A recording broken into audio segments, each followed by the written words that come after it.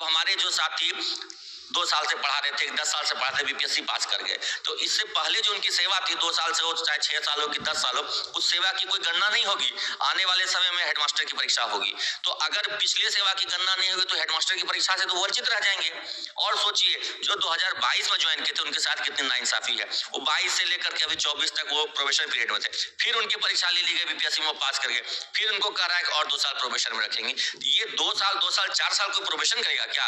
आप उनकी वरीयता जो है, उनका जो वेतन निरंतरता है वो दीजिए उनको 2022 से ही उनका प्रोबेशन काउंट कीजिए और जिस दिन उनका 2 साल पूरा रहा खत्म कर दिए प्रोबेशन।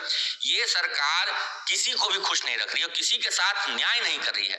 जो बीपीएससी पास करके आ रहे हैं उनके साथ भी अन्याय हो रहा है, उनको भी सही राज्यकर्मी का स्केल नहीं मिल रहा है। जो राज्यकर्मियों का वाजिब स्केल है वो नहीं दिया जा रहा है। जो विभागीय परीक्षा की बात हो रही है उनको भी बांट के रखा जा रहा है कि आप उनके साथ मत मिलिए। अभी क्या होगा, विद्यालय में जब 2 सब अभी हमारे कई जगह ऐसे साथी जा रहे हैं ज्वाइन करके, वहां पे उनको समझ में नहीं आ रहा है दोनों में से वरीय कौन है। जो पहले से विद्यालय में पढ़ा रहे हैं वो वरीय है कि जो नए ज्वाइन करके बीपीएससी से जा रहे हैं वो वरीय है।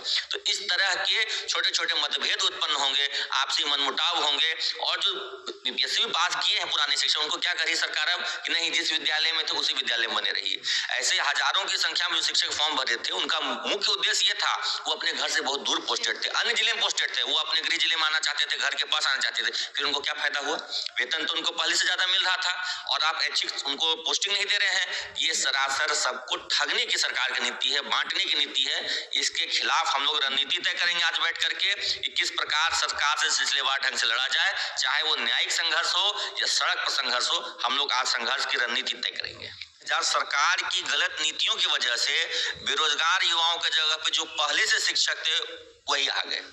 तो यहाँ पे नुकसान नियोजित शिक्षकों का नहीं हुआ है, हमारी तो वाहवाही हो रही है। चाहे अभ्यर्थी हो, सरकार हो, मीडिया हो, सब जगह हमारी प्रशंसा हो रही है कि इतना बढ़िया रिजल्ट नियोजित शिक्षकों का रहा। और उसमें सारे के सारे 2012 के बाद 16, 18, 22 में जो टीटी शिक्षक पास किए थे वो लोग शामिल हैं। तो हमारी वाहवाही हो रही है। लेकिन बात यह है कि आखिर हकमारी हुई और किसके कारण हुई? ये शिक्षकों के कारण नहीं थी, हमारी गलती नहीं थी। हम लोग तो चाहते थे आज जो राज्यकर्मी देने के लिए सरकार रेडी हुई है यही अप्रैल में ही हो जाती। जिस समय ये बीपीएससी वाली परीक्षा की बात हुई उसी समय कह देती कि नहीं, नियोजित शिक्षकों की अलग परीक्षा होगी और जो फ्रेश अभ्यर्थी उनके लिए अलग होगी। तो वहां पर ये विभेद नहीं होता और जो आज बेरोजगार युवाओं की हकमारी है वो नहीं होती। तो हम लोग परीक्षा से पहले भी नहीं डरते थे, आज भी नहीं डर रहे हैं। ये अलग से परीक्षा होगी जो सिर्फ शिक्षकों के लिए होगी, हम लोग इसका स्वागत करते हैं। और हम लोग शुरू से यही मांग करते थे कि शिक्षकों के लिए अलग से परीक्षा हो। और चाहे बीपीएससी पास करके हो कि विभागीय परीक्षा पास करके हो, सबको एक साथ एक समान सुविधा होनी चाहिए।